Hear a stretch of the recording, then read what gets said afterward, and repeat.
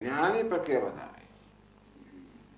આગળ અકાર ઉકાર મકાર બરાબર. પહેલા તો શું કહ્યું કે જાગૃત સ્થાન હૈ વૈશ્વાનર હૈ प्रथम पाद है. वैश्वानर कहो जागृत अवस्था जो स्थान से वो विश्व ये आत्मा नो पहलो पाद है. स्वप्न स्थान है तेजस है द्वितीय पाद है. स्वप्न स्थान से ये तेजस है बीजो पाद है. सुषुप्त स्थान है प्राज्ञ है तृतीय पाद है. सुषुप्ति स्थान से ये प्राज्ञ त्रिय पाद है. तो चौथो पाद कयो नान्त प्रज्ञम न बहिष्प्रज्ञम नो भयत प्रज्ञम न प्रज्ञान घनम न प्रज्ञम ना प्रज्ञम. आ प्रकार है. आ બધા નિષેધ કરવા. પહેલા કહ્યું કે આત્મા તો જાગ્રત છે, પછી કે સ્વપ્ન છે એટલે પહેલા વિશ્વ છે, તેજસ છે, પ્રાજ્ઞ છે, એવું કહેવામાં આવ્યું જે આપણા અનુભવને અનુરૂપ છે અથવા આપણા ખ્યાલને અનુરૂપ છે. આપણે માની શકીએ કે હું જાગ્રત છું, સ્વપ્નમાં હતો, સુષુપ્ત હતો. તો કે આ બરોબર આવો ખ્યાલ ક્યાંથી જન્મે? હું જાગ્રત છું, વિશ્વ છું, ખ્યાલ ક્યાંથી જન્મે? જાગ્રત અવસ્થામાં અભિમાનને કારણે, સ્વપ્નમાં અભિમાનને કારણે હું તેજસ છું, સુષુપ્તિમાં અભિમાનને કારણે પ્રાજ્ઞ છું. આ તો આપણે ખ્યાલ છે. વાસ્તવમાં હું કોણ છું? એટલે નેતિ નેતિ પ્રક્રિયા જેને કહેવાય અથવા તો અપવાદની પ્રક્રિયા. અધ્યારોપ આત્મા પર અધ્યારોપ થયો વિશ્વનો, તેજસનો, પ્રાજ્ઞનો. સ્થૂળ શરીરમાં અભિમાનને કારણે જાગ્રત અવસ્થાનો વિશ્વનો અધ્યારોપ થયો. સૂક્ષ્મ શરીરમાં અભિમાન હોવાને કારણે સ્વપ્નનો, તેજસનો અધ્યારોપ થયો. કારણ શરીરમાં અભિમાન હોવાને કારણે સુષુપ્તિનો, પ્રાજ્ઞનો અધ્યારોપ થયો. આ ત્રણ વેશ જાણે કે છે. આત્મા જાણે કે ત્રણ વેશ છે. સ્થૂળ શરીર, સૂક્ષ્મ શરીર, કારણ શરીર. સ્થૂળ શરીરનો વેશ જયારે આત્મા લે ત્યારે વિશ્વ કહેવાય. સૂક્ષ્મ શરીરનો વેશ લે ત્યારે તેજસ કહેવાય. અને કારણ શરીરનો વેશ લે ત્યારે પ્રાજ્ઞ કહેવાય. એ કે જમી લેતા એક પ્રકારનો વેશ લે તો રાજા કહેવાય, બીજા પ્રકારનો વેશ લે તો ભિખારી કહેવાય, ત્રીજા પ્રકારનો વેશ લે તો પ્રધાન કહેવાય. આમ એક જ જમીન હતા ભિન્ન ભિન્ન નામ મળ્યા. તો રાજા કહો, ભિખારી કહો, પ્રધાન કહો, આ બધા નામ અભિનેતાને કઈ દ્રષ્ટિએ મળ્યા? તો કે વેશની દ્રષ્ટિએ. અભિનેતા જયારે વેશના દ્રષ્ટિબિંદુથી જોવામાં આવે ત્યારે જ આપણે એને રાજા કહીએ, ભિખારી કહીએ, પ્રધાન કહીએ વગેરે વગેરે. આત્માને અર્થાત આપણી જાતને આપણે જયારે ઉપાધિના દ્રષ્ટિબિંદુ જોઈએ તો આપણે ઉપાધિ સ્થૂળ શરીર, સૂક્ષ્મ શરીર, કારણ શરીર એ દ્રષ્ટિબિંદુથી આપણી જાતને જોઈએ અર્થાત માપીએ, આપણી જાત વિશે ખ્યાલ ઉત્પન્ન કરીએ કે ખ્યાલ ધરાવીએ. એ અત્યારે હું ખ્યાલ ધરાવતો હોઉં છું કે હું જાગી રહ્યો, જાગ્રત છું. ખરી કોણ જાગ્રત છે? સરળ વાત કરે તેમ આ ઉપાધિ જાગ્રત છે, મન જાગ્રત છે. એ મન જયારે સુશરીરમાં અભિમાન કરે ત્યારે જાગ્રત, એ જ મન સૂક્ષ્મ અભિમાન કરે ત્યારે સ્વપ્નમાં, કારણ સાથે સુષુપ્તિમાં. ખરેખર આ ત્રણ મનની અવસ્થાઓ છે: જાગ્રત, સ્વપ્ન, સુષુપ્તિ. હું શું કહું છું? હું જાગું છું. એમાં શું થયો કે મનનો આપોઆપ જ મનમાં અહમ ભાવ કરું છું. આ તો આપણો સ્વભાવ જ છે. જન્મ્યા ત્યારથી ઉપાધિમાં અહમ ભાવ કરવો એ આપણો સ્વભાવ છે. એટલે કે આપણો સ્વભાવ છે અધ્યારોપ કરવો. અધ્યારોપ કરીને, આક્ષેપ કરીને આપણે આપણી જાતનું હંમેશા મૂલ્યાંકન કરતા હોઈએ છીએ. અને અનેક વાર કહ્યું તે પ્રમાણે એક પ્રકાર આવા આરોપને કારણે જે ખ્યાલ આપણે ધરાવીએ છીએ એને કારણે બધું દુઃખ કે સુખ જન્મતો હોય.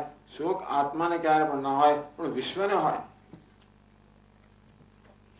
આમ જાગ્રત અવસ્થા દરમિયાન વ્યવહાર થતો હોય, કોઈ કંઈક કહી ગયું, કોઈ કંઈક કરી ગયું,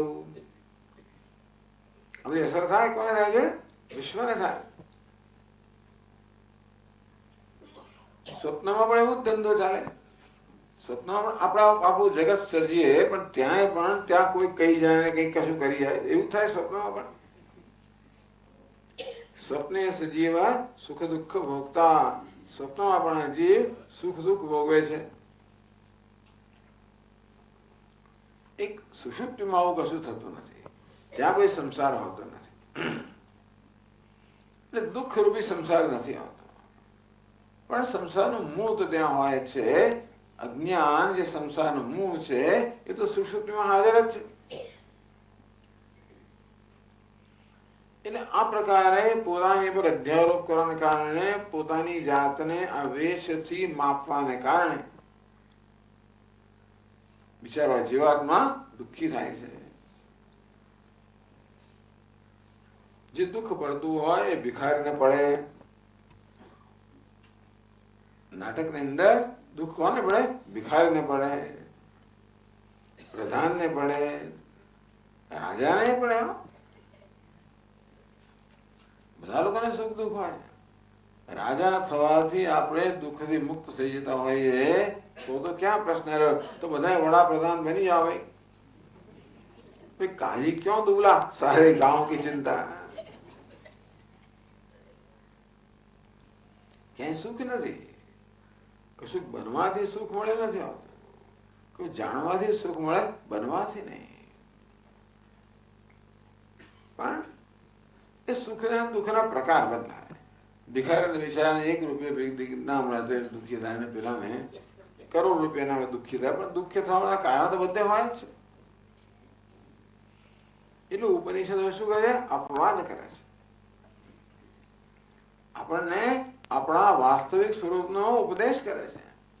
નાંતઃ પ્રજ્ઞમ, તું અંતઃ પ્રજ્ઞ નથી, તું તેજસ નથી, તું સ્વપ્નનો અભિમાની આત્મા નથી. સ્વપ્ન તારો સ્વભાવ નથી. સૂક્ષ્મ શરીર એ તારો સ્વભાવ નથી. ન બહિષ્પ્રજ્ઞમ, તું જાગ્રત નથી. સ્થૂળ શરીર તારો સ્વભાવ નથી. ન ઉભયતઃ પ્રજ્ઞમ, ઘણી જાગ્રત ને સુષુપ્તિ વચ્ચેની એવી તંત્ર અવસ્થા હોય, એમાં કંઈક જાગ્રત પણ હોય અને થોડુંક પાછું થોડું સ્વપ્ન પણ હોય. એવી ઉભયતઃ પ્રજ્ઞા એવું પણ નથી. તું એટલે પ્રજ્ઞાન ગરમ, તું સુષુપ્ત પણ નથી, તું ઊંઘતો પણ નથી, તું સ્વપ્ન પણ નથી જોતો, તું જાગતો પણ નથી. અદૃષ્ટમ, અવ્યવહાર્યમ, અગ્રાહ્યમ, અલક્ષણમ, અચિંત્યમ, અવ્યપદેશ્યમ. આત્મા કે છે અદૃષ્ટ, તો કે કોઈ ઇન્દ્રિયોનો વિષય નથી. અવ્યવહાર્ય, ક્યારે વ્યવહારનો વિષય બનતો જ નથી. એની સાથે કશી આપલે કરી શકાય જ નહીં. અગ્રાહ્યમ, કર્મેન્દ્રિયોથી એને પકડી ના શકાય. અલક્ષણમ, એનું અનુમાન પણ ના કરી શકાય. અચિંત્યમ, એ ચિંતનનો વિષય નથી. અવ્યપદેશ્યમ, શબ્દોથી પણ ના વર્ણવી શકાય. આ રીતે શું કરવામાં આવ્યું? નિષેધ કરવામાં. બધે અ છે. આ નહીં, આ નહીં, આ નહીં, આવું જ કે છે આ લોકો. શું છે એમ કહે છે. પછી એકાત્મ પ્રત્યસારમ. તમે કહો છો કે આત્મા આ જાગ્રત નથી, સ્વપ્ન નથી, સુષુપ્તિ કશું નથી, તો છે એની ખાતરી શું? આત્મા છે એવું કોણે કહ્યું? છે નક્કી થાય કે આત્મા છે? તો કોઈ હું છું એ કોઈને પૂછવા જવું પડે નથી. હું છું એ તો મારા પોતાના અનુભવનો વિષય છે. હું કેવો છું? ગઈકાલે જે હું હતો તે જ આજે હું, એ જ હું આજે છું. જે હું સ્વપ્ન જોતો હતો તે જ અત્યારે જાગ્રત છું. એકાત્મ પ્રત્યય સારમ, એક જ આત્માનો પ્રત્યય, એક જ આત્મા છે. ટૂંકમાં પરિસ્થિતિ બદલાય છતાં પણ હું તો એ જ છું એનું પણ જ્ઞાન છે. એ આત્માના હોવા માટેનું શું છે? પ્રમાણ છે, પુરાવો છે.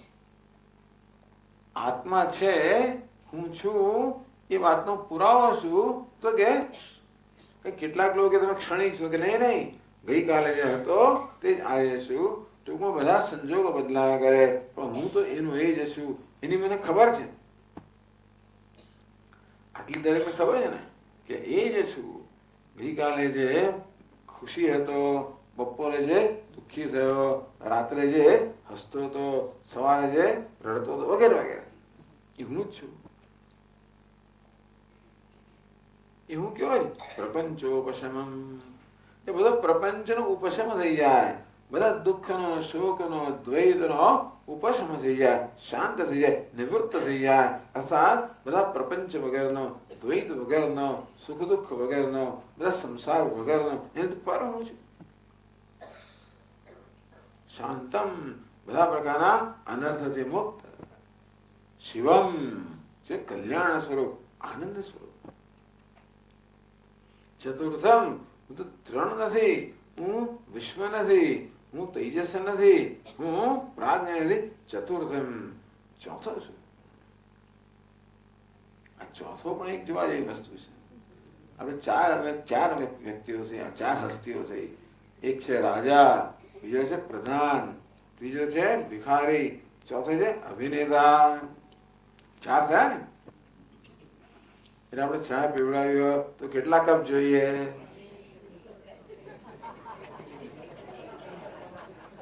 ચાર કપ ના જોઈએ?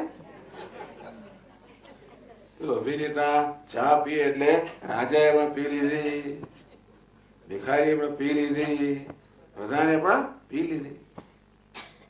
કારણ કે એ ચાર લીધા કેટલા છે? એક છે.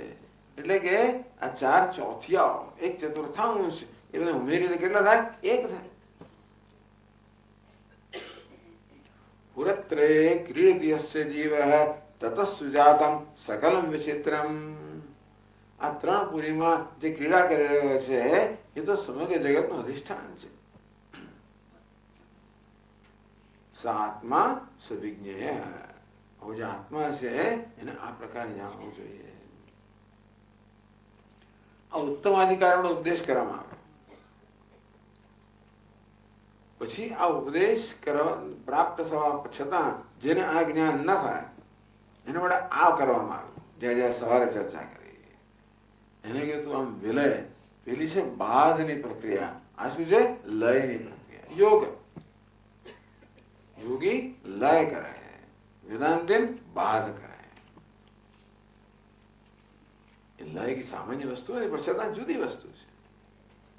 સ્થૂળનો સૂક્ષ્મમાં, સૂક્ષ્મનો કારણમાં, કારણનો અધિષ્ઠાનમાં લય. તો એ જ વાત આપણને 51 શ્લોકમાં કહે છે.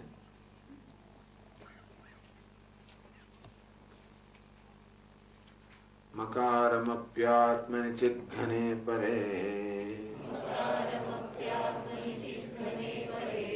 વિલાપયેત પ્રાજ્ઞમપીહ કારણમ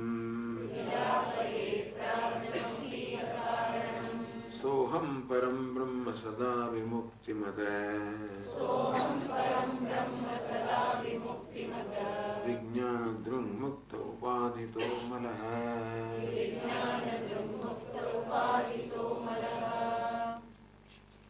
મકારમપી ચિદ્ઘને પરે આત્મનિ વિલાપેન.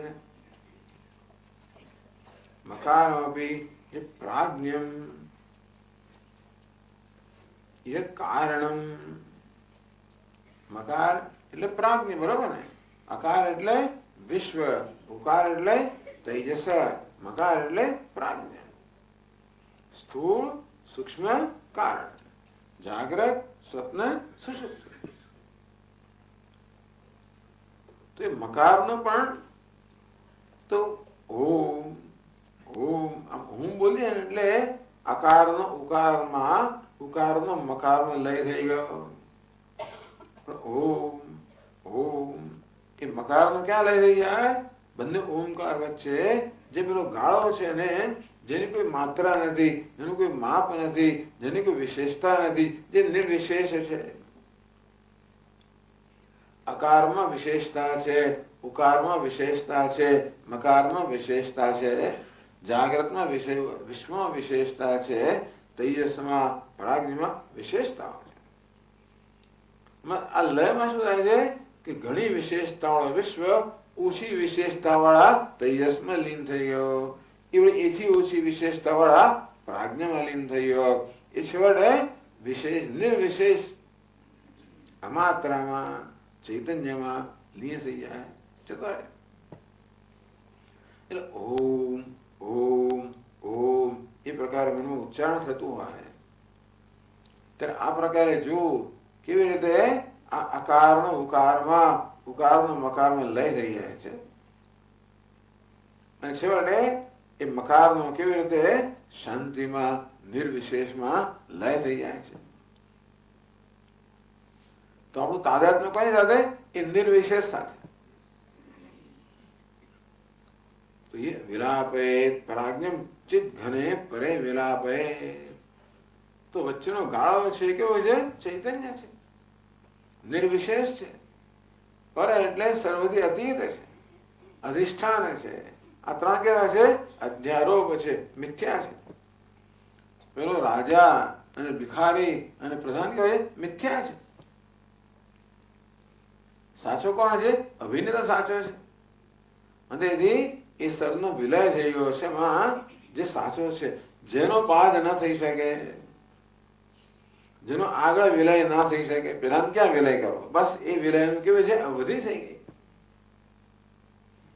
એ શું છે? અધિષ્ઠાન છે. એની સમાન સત્તા નથી.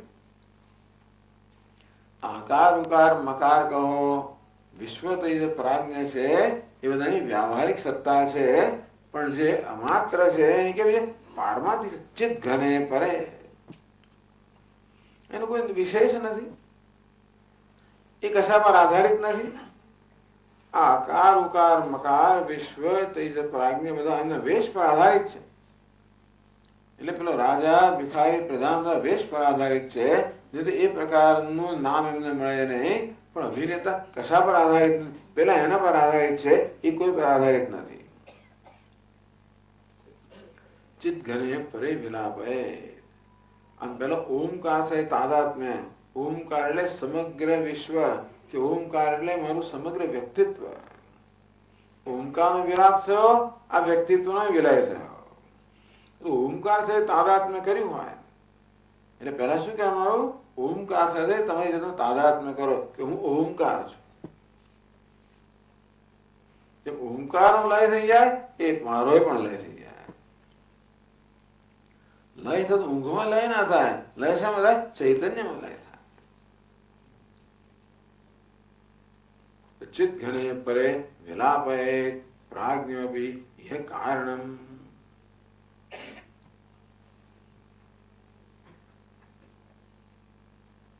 પરે સર્વોપાધિ વિવર્જિતે.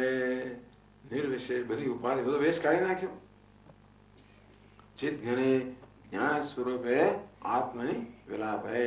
આવા આત્મામાં એને વિલીન કરો. આ લયની પ્રક્રિયા છે. સોહમ પરમ બ્રહ્મ સદા વિમુક્તિ. હવે કોણ બાકી રહ્યું? ખાલી ચૈતન્ય બાકી રહ્યું. એ જ હું છું.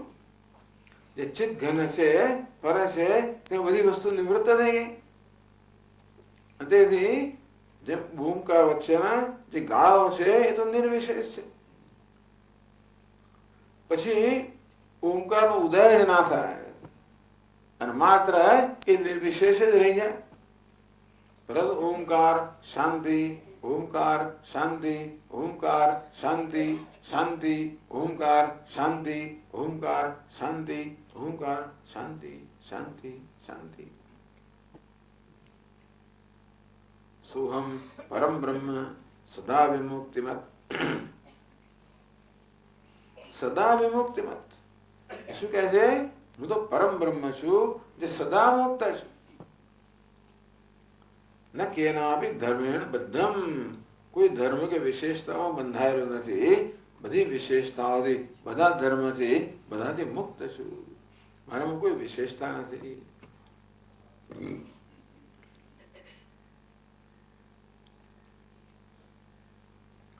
ઉપાધિતઃ અમલઃ, ઉપાધિતઃ મુક્તઃ, વિજ્ઞાનદ્રુ મુક્ત ઉપાધિતો અમલઃ. ઉપાધિતઃ મુક્તઃ, બધું ઉપાધિથી મુક્ત છું. અતએવ અમલઃ, અમલ કહો, નિર્મળ કહો. કેવું છું? અમલ છું, નિર્મળ છું, કોઈ પ્રકારની મલિનતા નથી.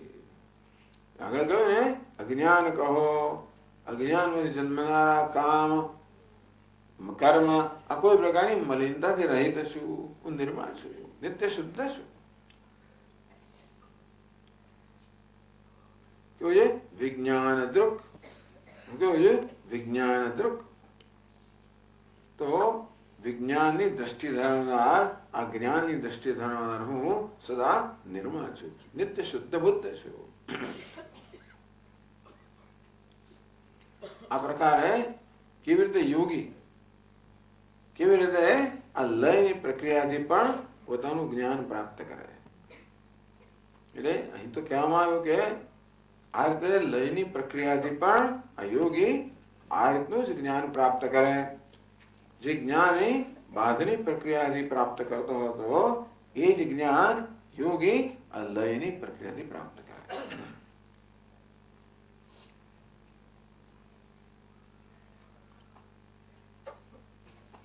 આમ આ 4 શ્લોકોની અંદર ભગવાન રામચંદ્રજીએ આપણા મંડુક્ય ઉપનિષદનો સાર આપી દીધો.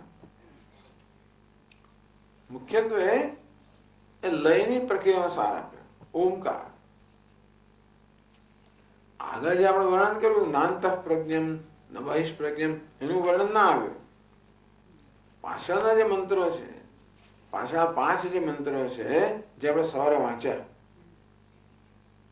સોયમાત્મા અધ્યક્ષમ ઓમકાર અધિમાત્રમ વગેરે વગેરે મંત્રો વાંચ્યા.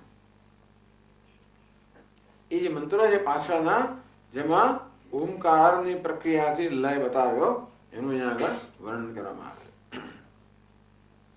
પહેલા અહીં પણ જ્ઞાન પ્રક્રિયાથી અને હવે અહીંયા લયની પ્રક્રિયા, બંને પ્રક્રિયા બતાવી. જેમ ઉપનિષદમાં પહેલા જ્ઞાન અને બાધની પ્રક્રિયા છે અને પછી લયની, આ ગ્રંથોમાં પણ પહેલા બાદ અને પછી લય બતાવે. એવં સમાધિ સુખાનુભવ યુક્તસ્ય યોગિનઃ લક્ષણમ આહ. આ પ્રકારે સમાધિનું સુખ જે અનુભવી રહ્યો છે યોગીનું લક્ષણ કેવું હોય. હવે સમાધિ પણ 2 પ્રકારની છે. એક તો સમાધિ એ મનની અવસ્થા છે જ્યારે બધી માત્ર જ્ઞાન વૃત્તિ સિવાય અન્ય સર્વ વૃત્તિઓનો નિષેધ થઈ ગયો છે, નિરોધ થઈ ગયો છે. પછી જ્ઞાન વૃત્તિનો પણ નિરોધ થઈ જાય જ્યારે આ યોગી કે જ્ઞાની પોતાના સ્વરૂપમાં નિષ્ઠ બની જાય, ત્યાર પછી કોઈ વૃત્તિની પણ આવશ્યકતા નથી. એવું છે ને, જ્યાં સુધી પેલા દેહાત બુદ્ધિના સંસ્કારો ત્યાં સુધી વારંવાર આપણે યાદ દેવડાવવું પડે કે હું બ્રહ્મ છું. જેમ પેલા ભિખારી જે આખી જિંદગી સુધી ભીખ માંગી હતી, તેથી એ તો પ્રોફેશનલ બેગર, એટલે કે ભીખ માંગવાનો વ્યવસાય થઈ ગયેલો, અને તેથી બહુ કુશળ ભીખ માંગો ભિખારી હતો.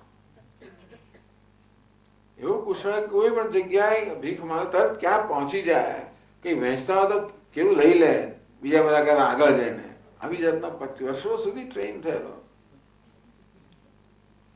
એને કોઈ સલાહ આપી કે તું જો આ ભીખ માંથી બચવું હોય તો લોટરીની ટિકિટ ખરીદ. જો લોટરી લાગી જાય તો આ બધું બસ તું તો કરી જઈશ. એ બિચારા પાસે કેટલા પૈસા હોય તો મેં 1 રૂપિયાની લોટરીની ટિકિટ ખરીદે. એક દિવસ લોટરી લાગી ગઈ, એને લાખો રૂપિયા મળી ગયા. એ જોતા રાતોરાત લખપતિ બની ગયો.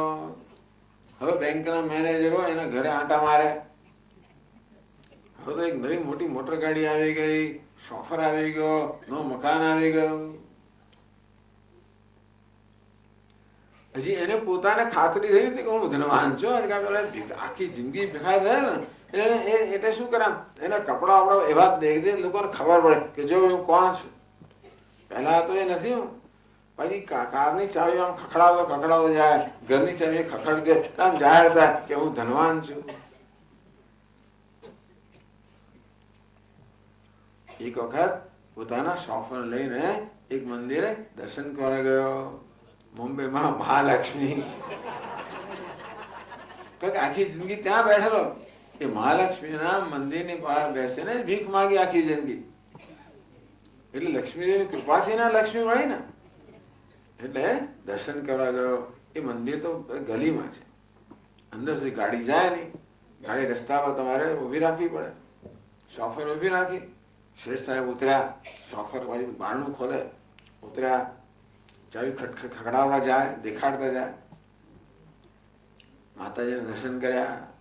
દર્શન કરીને મંદિરની બહાર આવ્યા. મંદિરના ઓટલા પર એક કોઈ ભક્ત એ દિવસ આવ્યો છે અને ત્યાં બધા ભિખારી છે એને લાડુ વેચતો હતો. ઘણા બધા ભક્તો,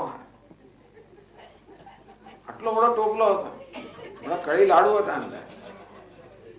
આ નીચે ઉતર્યો અને પછી શું થયું એનો એને વાર જ ના રહ્યો. ક્યારે એને ટોળામાં પ્રવેશ કર્યો, ત્યારે બધાને ખસેડીને આગળ વધી ગયો, ત્યારે હાથ લંબાવીને એકને બધા બે ઝૂંટવી લીધા અને પછી આવ્યો પાછો.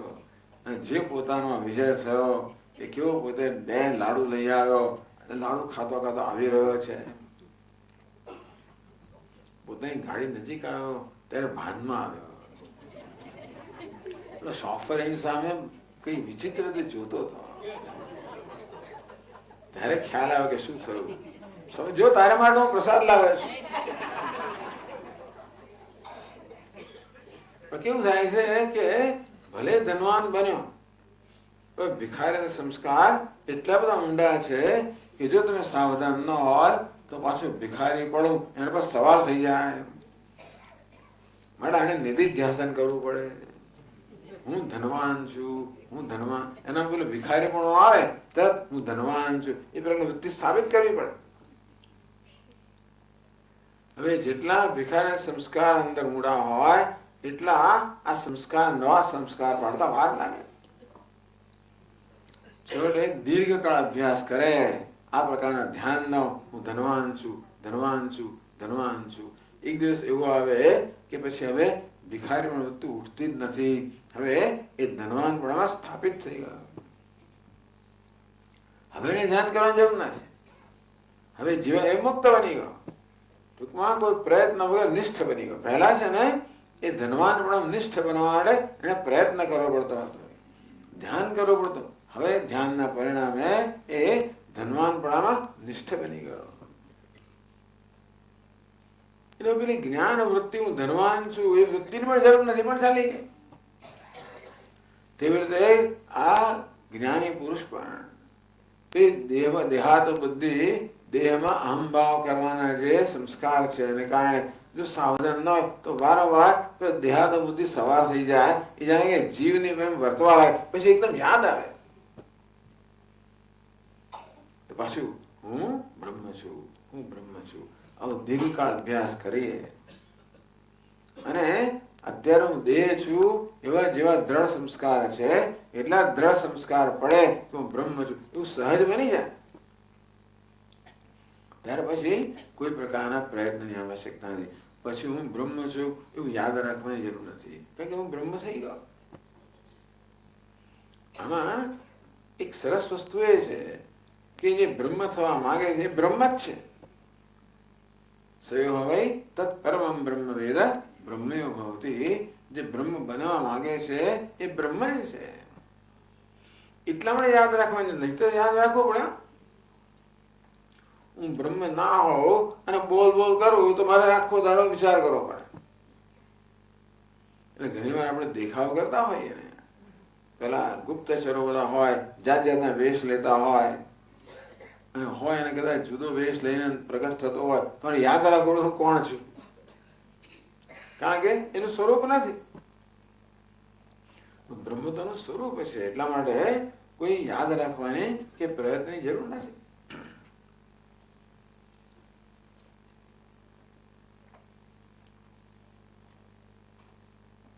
આ પ્રકારે एवं सदा जात परात्म भाव स्वानंद तुष्ट परिविस्मृताखिल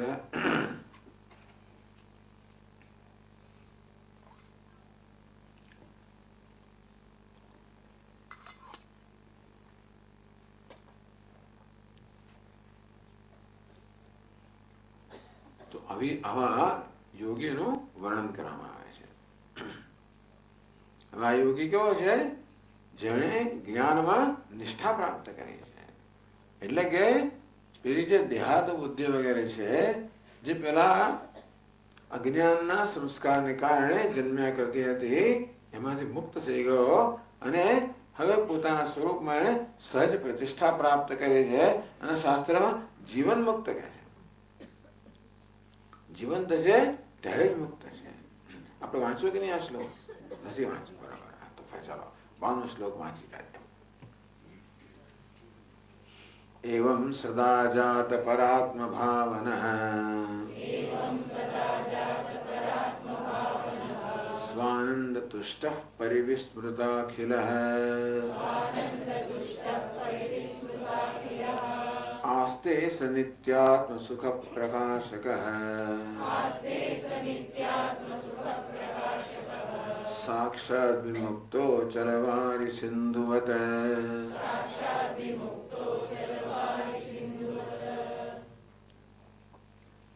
एवं सदा जात परात्म भावना. जाता उत्पन्ना परात्मनि भावना यस्य स जात परात्म भाव. જેનો પરાત્મ ભાવના જન્મી. પહેલા અત્યાર સુધી જીવાત્મ ભાવ હતો. અજ્ઞાનને કારણે જેનામાં જીવાત્મ ભાવ હતો. હવે જ્ઞાન અને આ પ્રકારના પ્રયત્નથી જેનામાં પરાત્મ ભાવ, કે જેનામાં આ સહજ ભાવ જન્મ્યો, જેને જ્ઞાન નિષ્ઠા પ્રાપ્ત, હું પરાત્મા છું, પરમાત્મા છું, બ્રહ્મ છું.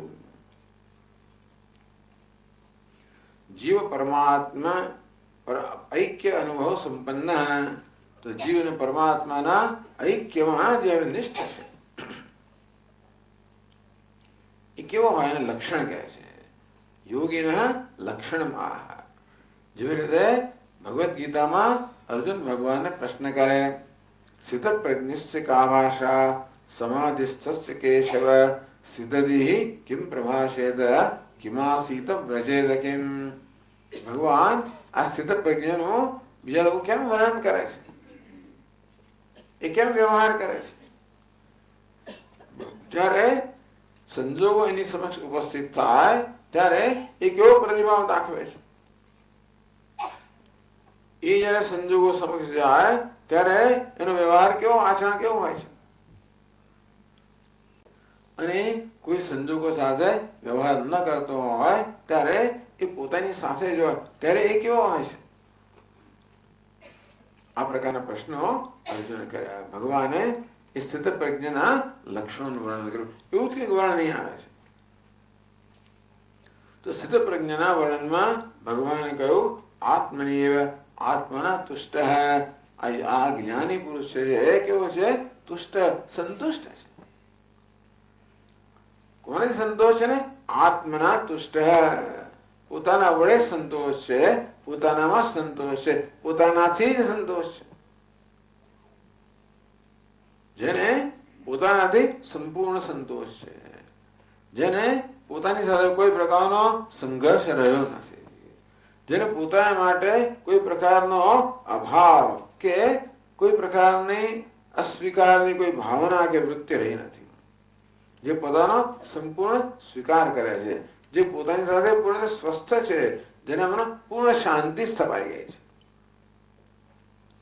આપણા મનમાં જે કે અશાંતિ જન્મે છે એ આપણી પોતાની સાથેના સંઘર્ષમાંથી જન્મે છે મુખ્યત્વે.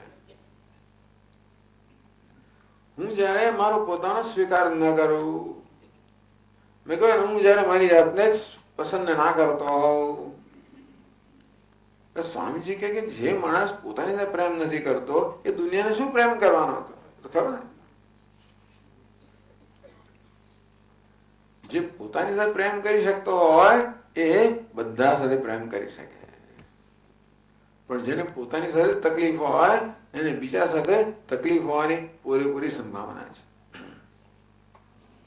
એટલે સૌથી પહેલા આપણે પોતાની જાત સાથે હિસાબ પતાવવાનો, સેટલિંગ ધ એકાઉન્ટ. શું હિસાબ પતાવવાનો? કે ભાઈ મારા વિશે મારે જે ખ્યાલ છે, મારા વિશેનો અસ્વીકાર છે, અણગમો છે, આ મારા વિશે અણગમો છે, એ જ બધો શોક જન્માવતો હોય છે. ભગવાન કે એનું કારણ નથી, તું તો પૂર્ણ છે, માટે પોતાના વિશે અણગમો કે અસ્વીકારો કોઈ કારણ જ નથી. આમ જેણે પોતાની પૂર્ણતાના દર્શન કર્યા છે, જે પોતાની પૂર્ણતામાં નિષ્ઠ છે, અને હવે કોઈ પ્રકારનો અસ્વીકાર કે વિરોધ રહ્યો નથી, એક આંતરિક શાંતિ સ્થપાઈ ગઈ. આપણા હૃદયમાં સતત એક યુદ્ધ ચાલતું હોય છે. કોની વચ્ચે? હું મારી સાથે યુદ્ધ કરતા હોઉં છું, કારણ કે હું સતત મારી સભાનો હોઉં છું, અને મને મારી પાસેથી સતત એક અપેક્ષા છે કે હું કેવો હોવો જોઈએ. દરેકને પોતાની જાત પાસેથી એક અપેક્ષા છે કે હું કેવો હોવો જોઈએ, અને એ દ્રષ્ટિએ મારી જાત વિશે પછી હું જોઉં કે હું એ પ્રકારનો નથી, તો મારા વિશે એક અસંતોષ જન્મે. દાખલા તરીકે મને એક સાદું સીધું મૂલ્ય હોય કે મારે સાચું બોલવું જોઈએ, પણ જૂની ટેવને કારણે ઘણી વાર ખોટું બોલાઈ જાય, પછી મને પશ્ચાતાપ થાય, પસ્તાવો થાય, ઘરે રહે આવું કેમ થાય. તે વખતે મારી જાત વિશે મને માન જન્મે, સન્માન જન્મે કે અભાવ જન્મે? આવું જુઠ્ઠું બોલનાર હું પસંદ કરું છે ને. મને કેવો હું ગમે? જે સાચું બોલતો હોય, જે પ્રેમાળ હોય, જે દયાળુ હોય, જે ઉદાર હોય, એવું હું મને ગમે બધાને. પણ એને બદલે હું સ્વાર્થી, મારે જયારે સ્વાર્થી વર્તન કરું, ઉદારતા ન દાખવું, અપ્રામાણિક બની જવું, જરાક ખોટું બોલી જવું, હું તો જોતો મારી બીજું કોઈ ના, તો હું તો મારી રીતે જોયા જ કરતો હોઉં છું. ભગવાન જોનારો છે તો હશે ભગવાન, હું જ જોનારો છું, અને હું જ મારી એને માફ નથી કરતો. આમ જેટલી વાર મારામાં આ પ્રકારના દોષ જન્મે, દરેક વખતે હું મારી જાતને સજા કરું, તિરસ્કાર કરું. આમ સતત આ અજ્ઞાનને કારણે સતત એક આત્માનો અણગમો, આત્મનો તિરસ્કાર સતત થતો હોય છે. પણ જયારે હું જોઉં કે હું તો પૂર્ણ છું, સર્વગુણ સંપન્ન છું, બધી જ રીતે યોગ્ય છું, બધી રીતે સ્વીકાર્ય છું, એટલે જ્ઞાની પુરુષ પોતાને કેવો જોવે છે? બધી રીતે સ્વીકાર્ય, મારામાં કોઈ ઉણપ નથી. ત્યારે અસંતોષનું કોઈ કારણ નથી, ત્યારે પોતાના વિશે સંપૂર્ણ સંતોષ છે. સ્વાનંદ તુષ્ટ, સ્વાત્માનંદ તુષ્ટ. એ જુએ છે કે હું સ્વાત્માનંદ, આનંદ સ્વરૂપ છું.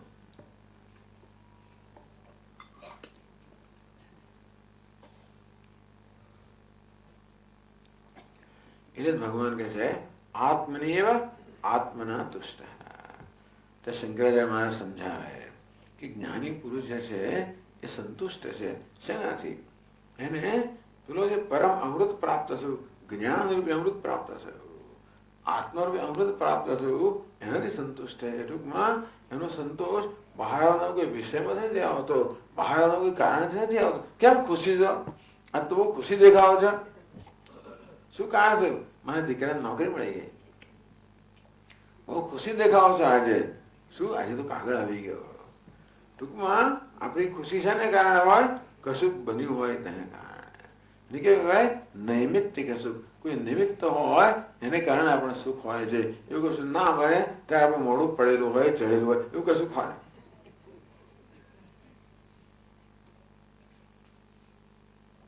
પાને પૂછ્યું કેમ ખુશી છો? બસ. કેમ ન આવ? એવો પ્રશ્ન એને એવો પ્રશ્ન. ખુશ થવાનું કારણ નથી. કારણ કે જે વ્યક્તિ પોતાની જાતથી સંતુષ્ટ છે એને બધાથી સંતોષ છે. હવે પ્રજાહાતિ યદા કામાન, હવે કોઈની પાસે કશી માંગણી કરતો નથી, કોઈ અપેક્ષા કરતો નથી એમ નહીં, એનામાં અપેક્ષા જન્મતી જ નથી. એ માંગણી કરતો નથી એમ નહીં, માંગણી જન્મે જ નહીં. માંગણી ક્યારે જન્મે? વસ્તુ બરોબર ન હોય તો. આપણી અપેક્ષા પ્રમાણે ન પણ અપેક્ષા જ ના હોય, વસ્તુ બધું બરોબર છે, એવરીથિંગ ઇઝ ઇન ઓર્ડર. બધું યથાયોગ્ય છે, પોતાના સ્થાને યોગ્ય છે અને બધું